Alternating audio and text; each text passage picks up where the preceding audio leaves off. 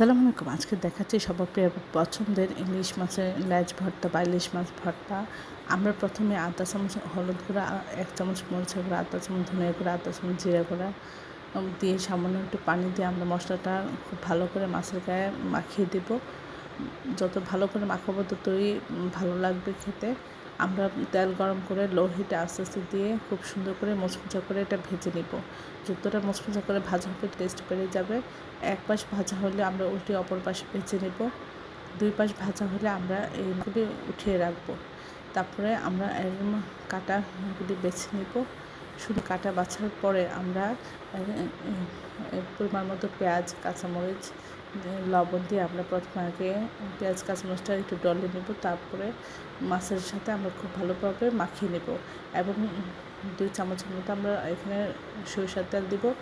দিলে এটার টেস্ট বেড়ে যাবে। এটা খেতে অসাধারণ লাগে। আশা করি এভাবে আপনার বাসায় একবার হলেও ট্রাই করবেন। সবাই আমার চ্যানেলটি লাইক এবং শেয়ার দেবেন, সাবস্ক্রাইব করুন, প্রিয়জনকে বেশি বেশি করে শেয়ার দেবেন। আমার চ্যানেলে সব রকম রান্নার রেসিপি রয়েছে, আশা করি